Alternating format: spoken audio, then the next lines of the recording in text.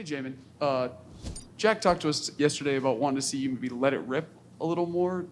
Where are you at in that process, and how do you feel on the field?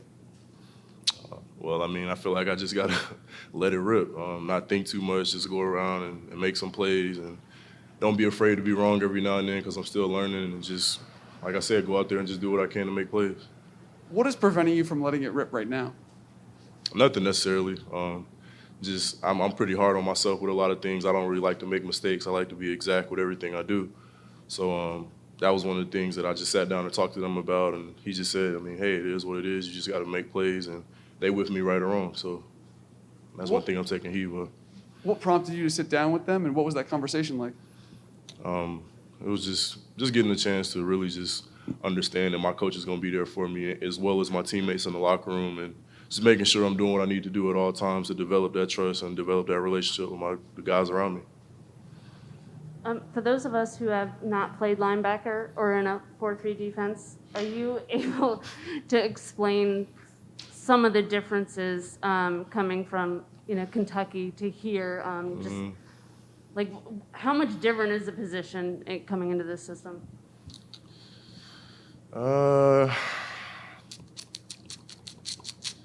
I mean, it's a lot of similarities in a lot of different ways.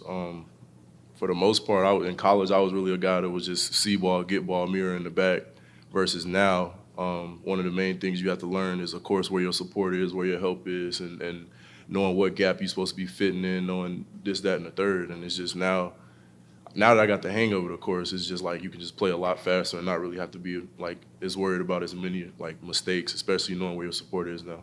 So mostly just like the mental awareness of what you have to know. Yeah, definitely. Okay. I mean, for somebody who wants to be so exact in their plays, is it a hard transition to then say, just go make a play and be okay making a mistake? Is that hard? Not at all, especially not now, knowing that I got guys around me that's going to be with me right or wrong, and it's no extra thinking or anything like that. Just cut it loose and just have fun while I'm doing it. Have there been any plays that you've made because of that? That stand out to you? I can't point out a specific play, but I mean, it's just, especially this coming weekend, just going out there and just being free and just playing ball, and whatever happens, happens. So. And then obviously, your role kind of changes by the game. Was it hard? Did you know last week that it wasn't going to be as big a role? Was it hard It didn't really affect me. I mean, whenever my number's called, I'm going to step up and do what I got to do. So, I mean, I don't really pay attention to what anybody's saying about how my snap counts and this, that, and the third. I'm going to just step up and do my job when I'm needed to. I know obviously you've been at this for a while or on the pro level. You've gone through training camp and a bunch of games, but this week you're going up against Patrick Mahomes, who's arguably the best player in the league, recent MVP, Super Bowl champion. For a guy who was just in college a year ago, is it kind of wild to realize this is part of your journey? Is how you're going up against a guy at that level this week? Yeah, definitely. But, I mean, at the end of the day, he's just like any other guy preparing in the league. Go through the process the same exact way with any other team, any other player, and just step out there and do your job and step up when your number's called. That's all it is to it. Well, to that end, as a linebacker, reasonable chance you're going to deal with the tight ends from time to time, and Travis Kelce is another guy who's arguably the best at what he does. He's hard to stop for anybody. What's the challenge that you've kind of seen with him? What makes him such a dynamic threat out there? Well, I mean, just like I just said, it's the same with anybody else in the league. I mean, of course, they're talented guys and whatnot, but you can't, look at it any different from anybody else. You just got to be on top of your job. I almost said something else. But you got to be on top of your job at all times and just make sure you're where you're supposed to be at the right time.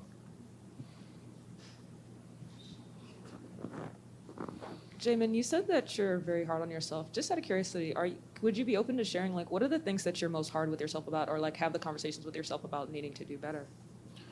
I mean, I can't think anything too specific, but, I mean, that's just always been me, especially if I know where I'm supposed to be fit-wise or in coverage or whatever, or even if it's nothing that has anything to do with me. I just like being out there and making sure that everybody's on the same page, on the same accord.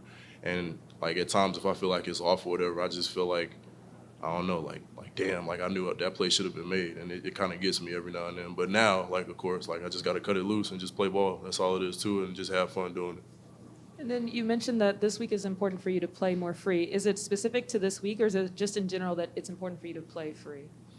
It's nothing specific. It's just going forward, just let it all hang out. That's all it is to it. Thank you, Jamin.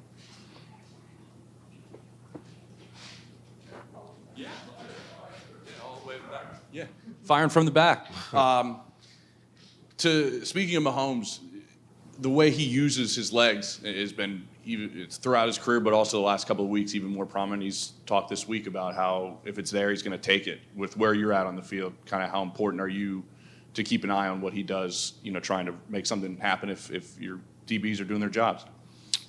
Well, you said it right there. Everybody just got to do their jobs. I can't really think anything specific that we need to do, but keep them in the pocket, make them play quarterback at the end of the day. And whenever my number's called, like I just said 1,000,001 times, I'm going to step up and do what I need to do, take away whatever throws he has in the middle of the field when I can, and just go from there. Do you guys expect him to run? I mean, the film speaks for itself. I mean, he is who he is, and we just have to go out there and do what we do. So. When you said preparing for him is kind of like preparing for any other quarterback that's out there. You face Justin Herbert week 1. They're kind of the two guys that no matter where they are on the field, they can still put the ball anywhere else on the field. Is that kind of a similar type of preparation when sometimes with quarterbacks, they start rolling out one way, cuts the field in half? Doesn't happen with both those guys. Definitely. But like I said, at the end of the day, we still going to line up and play our plays, play our defense, and it is what it is. We're going to be what we need to be. And we don't prepare for anybody any differently or anything like that. It is what it is. Sure.